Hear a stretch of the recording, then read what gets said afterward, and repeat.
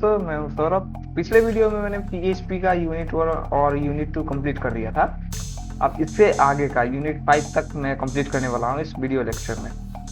तो आज का हम जो टॉपिक देखने वाला है वो है data and find file handling in Java. मतलब डेटा और फाइल को कैसे हैंडल किया जाता है PHP में, उसके बारे में देखेंगे। पहले क्या PHP फॉर्म्स है and super Global's. PHP forms in PHP are used to collect user input by HTML and set it to PHP script using the get or post method। जैसे जब कोई हम फॉर्म भरते हैं या फिर ऑनलाइन रजिस्ट्रेशन करते हैं, वहाँ जो हमको एक फॉर्म डिस्प्ले होता है, तो वो फॉर्म वास्तव में PHP के द्वारा PHP और क्या मतलब HTML और CSS के द्वारा बनी हुई रहती है। अब जहाँ हम सबमिट करते हैं वहाँ पे जैसे फॉर्म भर दिए, फॉर्म भरने के बाद हम लोग सबमिट करते हैं, तो सबमिट करने के बाद वो कैसे जाता है, वो PHP पे जाता है, PHP के थ्रू जाता है। जैसे इधर वो PHP क्या करता है, वो यूजर से इनपुट कलेक्ट करता है और वो अपने सर्वर पे भेज देता है, जैसे गेट या पोस्ट मेथड से।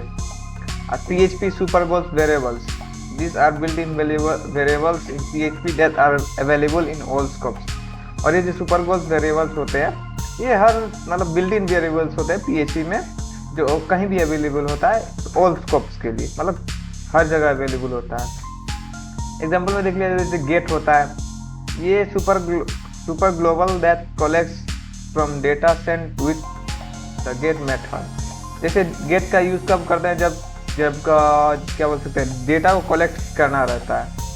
जैसे data visible in the URL, जब किसी यूजर से डेटा कलेक्ट करना होता है तो PHP में ये गेट मेथड ही यूज होता है। गेट वेरिएबल से इसको बोल सकते हैं। तो इसका कोड ये रहा, PHP HO गेट नेम जैसे यूजर से नेम लेना है तो ये नेम इधर टाइप कर देगा, उधर से आ जाएगा। दूसरा है पोस्ट। इसका क्या होता है डिफिनेशन, ये है super global that collects from data sent with the post method. वो गेट मेथड से जैसे कि यूजर से ले रहा था, ये इधर पोस्ट मेथड से लेगा और इधर डेटा हिडन रहेगा। इधर देखो, इधर डेटा विजिबल रहता था URL के थ्रू, लेकिन इसमें ये डेटा हिडन रहेगा। जैसे ईमेल, ये PHP ये आ गया पोस्ट ईमेल। अगला है रिक्वेस्ट। ये क्या करता है, ये कलेक्ट करता है गेट पोस्ट एंड कुकी। ये तीनों रिक्वेस्ट है, ये तीनों चीज का गेट हो गया, पोस्ट हो गया या फिर कुकी हो गया, ये तीनों का डेटा कलेक्ट करता है। इसका भी कोड ये रहा, रिक्वेस्ट फाइल। ये क्या करता है, handles file upload by forms. जैसे कि इसी हम ऑनलाइन फॉर्म अप्लाई करें, वहाँ पे हमको आधार कार्ड अपलोड करना है, चाहे हमारी पासपोर्ट साइज फोटो अपलोड करनी, तो वहाँ फाइल मेथड का यूज होता है, फाइल की वेरिएबल का, जहाँ से हम किसी भी डॉक्यूमेंट को अपलोड कर सकते हैं। ये रहा उसका फाइल नेम। आगे server, hold information about header servers and script location. Server ये होल्ड करता है कि हेडर क्या है, सर्वर और स्क्रिप्ट लोकेशन की डेटा इंफॉर्मेशन को होल्ड करता है। जैसे ये रहा, इसका सर्वर नेम कौन सा है, global, use to access global variable from anywhere in PHP script. अब ग्लोबल्स का यूज तब किया जाता है जब हम कहीं भी मतलब वेबसाइट में कहीं भी रहे और हमें वेरिएबल का एक्सेस करना है, तो ग्लोबल वेरिएबल के थ्रू हम कहीं भी एक्सेस किया जाता है। इसमें use to access global variables from anywhere in PHP script, मतलब PHP स्क्रिप्ट के अंदर हम कहीं भी है तो ग्लोबल वेरिएबल्स के थ्रू हम इसको एक्सेस कर सकते हैं। इसका ये रहा, x का वैल्यू 10, y का वैल्यू 20, फंक्शंस ये होगा। ENV ये क्या करता है, environment variables pass from the server.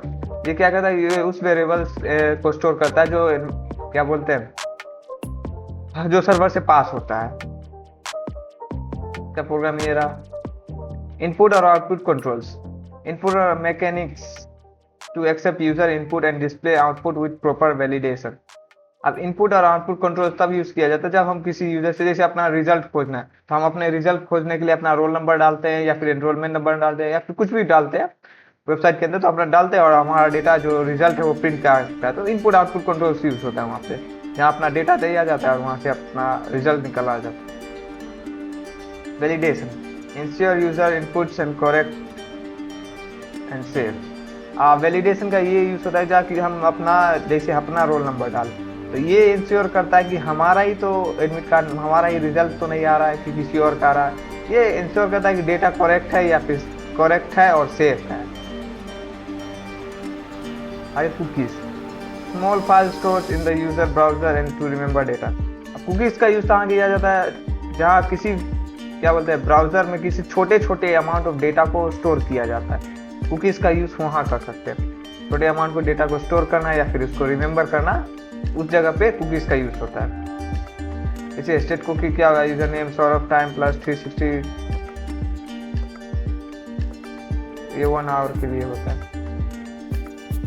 अब इधर क्या session, server side storage to preserve user data across multiple pages.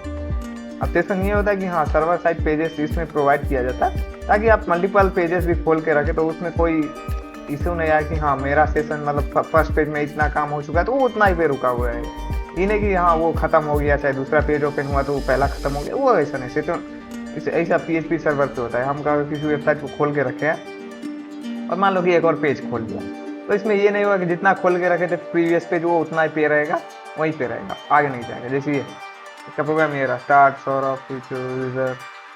आगे फाइल हैंडलिंग इन PHP में फाइल कैसे हैंडलिंग किया जाता है। File handling allows us to create, read, write, delete and upload files on the server. File handling में तो हम किसी भी क्या बोलते हैं किसी भी फाइल को रीड कर सकते हैं, क्रिएट कर सकते हैं, राइट कर सकते हैं, डिलीट कर सकते हैं या फिर अपलोड कर सकते हैं सर्वर पे। पहला है एफ ओपन, ये कॉमन फाइल फंक्शन होता है। एफ ओपन क्या होता है, ये इसका यूज किया जाता है जब हम किसी फाइल को ओपन करना होता है तब। एफ रीड का तब यूज करते हैं जब हम किसी फाइल को मतलब रीड करना चाहते हैं, कंटेंट को किसी रीड को। एफ राइट का यूज तब किया जाता है जहाँ हम किसी फाइल को राइट करना चाहते हैं। एफ क्लोज जहाँ हम किसी फाइल को क्लोज करना चाहते हैं। एफ लिंक जहाँ हम किसी फाइल को डिलीट करना चाहते हैं। फाइल एग्जिस्ट जहाँ हम किसी एग्जिस्ट करना जहाँ हम किसी फाइल को चेक करना चाहते हैं कि वो फाइल एग्जिस्ट करता है कि नहीं करता है। सिंपल है, देखिए वो आप एफ रीड एफ राइट के समझ ही जाएंगे क्या क्या। फाइल साइज, ये return size of file in bytes. File size के थ्रू हम कितना डेटा का वो कितना साइज का वो फाइल है उस चीज को हम पता कर सकते हैं। रीनेम का यूज करते हैं जब हम किसी फाइल को रीनेम करना चाहते हैं। Reading files in A directory, अब इसमें क्या होता है कि हम किसी फाइल को रीड करना है तो उसके लिए PHP can read all files in a folder using scan directory, can dir। इसका यूज करके हम किसी भी फाइल को रीड कर सकते हैं। इसका प्रोग्राम ये है, जैसे ये फाइल हो गया अपलोड, फाइल दे दिए, फाइल का नाम दे दिए, उसके बाद डॉट फाइल, ठीक है, वो इतना ही तक था। ये यूनिट 3 का पूरा पार्ट खत्म हो गया जिसमें हम लोग फाइल हैंडलिंग के बारे में समझे। आगे का यूनिट जिसमें MySQL के बारे में देखने वाले हैं कि PHP अकेले नहीं चलता, PHP के साथ MySQL भी चलता है जो एक डेटा बेस होता है। जैसे PHP सर्वर हुआ और उसके साथ एक डेटाबेस है, वो डेटा कलेक्ट करता है और MySQL डेटाबेस में वो स्टोर करता है। PHP सर्वर है जो डेटा कलेक्ट करता है और MySQL वो डब्बा है जहाँ सारा डेटा कलेक्ट किया हुआ रखा जाता है। इसको अगर देखा जाए तो MySQL is an open source relationship database management system, RDBMS जिसको बोल सकते हैं। Based on structure query language, it stores data in tables and support operations like insert, update, delete and select. ये जैसे ये open source relation database management system है जिसमें query language SQL के थ्रू हम यूज करते हैं। ये जैसे इसमें डेटा कैसे सपोर्ट, इसमें यूजर ऑपरेशंस परफॉर्म कर सकते हैं like inserting data, updating, deleting and select. This are the major operation that are support in MySQL। आगे देखते हैं what is the database. Database होता क्या है। A database is a structured collection of data. It allows data to be easily accessed, managed and updated. अब ये जैसे database वो होता है कि किस स्ट्रक्चर में हम किसी की डेटा को स्टोर कर रखे हैं वो चीज बताता है कि कैसे हम इजीली एक्सेस कर सकते हैं, मैनेज कर सकते हैं, अपडेट कर सकते हैं। मान लीजिए एक बुक का सेल्फ है और उसमें कैसे किताबें रखे हैं कि कौन सा बुक कहाँ पे रखा है कि तुरंत उसको एक्सेस कर ले, फिर उसको मैनेज करे, फिर उसको अपडेट करे, तो उस हिसाब से चलता है। RDBMS को अगर समझा जाए तो RDBMS relational database management system होता है, इसका full form. A system that manage data in tabular form, stores and and maintain relationship between data using primary and foreign keys. अब RDBMS के अंदर जो डेटा स्टोर होता है वो टेबल्स के फॉर्म में रहता है, टेबल्स यानी रोस या कॉलम्स के फॉर्म में रहता है, जो मेंटेन करता है रिलेशनशिप बिटवीन दो डेटा के बीच में क्या रिलेशनशिप है वो चीज उसको मेंटेन करता है। और इसमें बहुत फॉरेन कीज होते हैं, प्राइमरी कीज होता है, ताकि किसी भी डेटा को आसानी से कैच किया जाए, एक्सेस कर लिया जाए। टेबल्स कहते हैं, table is a set of rows and columns where data is store in a structure format. Student table में contain columns like ID, name, email, record and fields. Record row, one complete set of fields. Field, a single price of data in a record. जैसे ये पहला serial number में 1 है, मेरा नाम है और मेरा ईमेल आईडी है। तो ये जैसे एक सेट है, मतलब एक रो में स्टूडेंट का नाम भी है, आईडी भी है और उसकी ईमेल भी है। तो ये बोल सकते हैं रो कॉलम है, मतलब छोटा बोल सकते हैं डेटाबेस जिसमें मेरी डेटा है। SQL लैंग्वेज, SQL मतलब स्ट्रक्चर क्वेरी लैंग्वेज होता है, used to perform operation like insert, select का यूज करते हैं जब हम डेटा को रिट्राइव करना चाहते हैं, इंसर्ट जब हम डेटा को एड करना चाहते हैं, अपडेट जब हम किसी को मॉडिफाई करना चाहते हैं, डिलीट जब किसी डेटा को रिमूव करना चाहते हैं। अब इसमें working with my PHP my admin, अब इसमें क्या creating and using A database. अब इसमें देखें किसी डेटाबेस को हम क्रिएट कर सकते हैं और उसको यूज कैसे कर सकते हैं। पहला ये डेटाबेस को क्रिएट करने के लिए इसका जो क्वेरी है वो है क्रिएट डेटाबेस कॉलेज, कॉलेज नाम का एक डेटाबेस क्रिएट हो गया। अब उसको यूज करते हैं, यूज कॉलेज, कॉलेज नाम का मैंने डेटाबेस क्रिएट किया MySQL में और वहां मैं कॉलेज को यूज कर रहा हूँ। अब उसमें मैं क्या डालूंगा क्या नहीं डालूंगा वो आगे। अब selecting a database in PHP my admin, just click on the database name in the side bar to select it. ठीक है। Creating and dropping a table, create table student ID int primary key, name varchar 50 int age integer, drop table student। जैसे इसमें creating a table किया जा रहा है जिसमें student नाम का टेबल क्रिएट किया जा रहा है, जिसमें आईडी दिया जाएगा, उसका नाम दिया जाएगा, एज दिया जाएगा। ठीक है। लोडिंग डेटा इनटू ए टेबल, अब उसमें डेटा कैसे लोड करें, जैसे इंसर्ट में क्या स्टूडेंट का नाम देंगे, आईडी होगा, नेम होगा, एज होगा। जैसे एग्जांपल में आईडी क्या है 1 हो गया, नेम क्या है सौरभ हो गया और एज कितनी हो गई 20 हो गई। Retrieving information from A table, अब टेबल में से कैसे इन्फॉर्मेशन ले सकते हैं, जैसे सेलेक्ट किया फ्रॉम कहाँ से, स्टूडेंट टेबल, स्टूडेंट डेटाबेस में मुझे डेटा चाहिए तो सेलेक्ट फ्रॉम स्टूडेंट हो गया। Selecting all data, select from student या selecting all data from student. या एक टेबल जैसे रिट्राइविंग की बात किया जा रहा है कि उसमें से इन्फॉर्मेशन कैसे ले, इसमें डेटा को सेलेक्ट करने की बात आ रही है। ऐसे पर्टिकुलर रोज में सेलेक्ट करना है, जैसे किधर स्टूडेंट में से कहाँ एज जिसकी 18 से कम हो, एज जिसकी 18 से कम हो स्टूडेंट में उसका डिस्प्ले करा ऐसा। अब इसमें पर्टिकुलर कॉलम सेलेक्ट करना है तो इसमें नेम सेलेक्ट करना है, एज फ्रॉम स्टूडेंट, नेम और एज सेलेक्ट करना है स्टूडेंट में से। क्वेरीज के लिए लिख रहे हैं, SQL queries are used to interact with the database। Example select all, select star from table, select करने के लिए ये क्वेरी हो जाएगी। इंसर्ट करने के लिए insert into table column 1 column 2 value से भी, ये रहा क्वेरी। सेलेक्ट करने के लिए और इंसर्ट करने के लिए। आगे सॉर्टिंग, सॉर्टिंग करने के लिए कौन, जैसे select from student order by name, ascending order में हम किसी नेम को एडजस्ट करना चाहते हैं, अरेंज करना चाहते हैं, तो इसकी क्वेरी ये हो गई। अपडेट, सेलेक्ट नाउ तो current date and time to me, इसमें ये डेट शो करने के लिए ये क्वेरी हो जाए। सेलेक्ट नाउ, इसमें करेंट डेट और टाइम बताएंगे।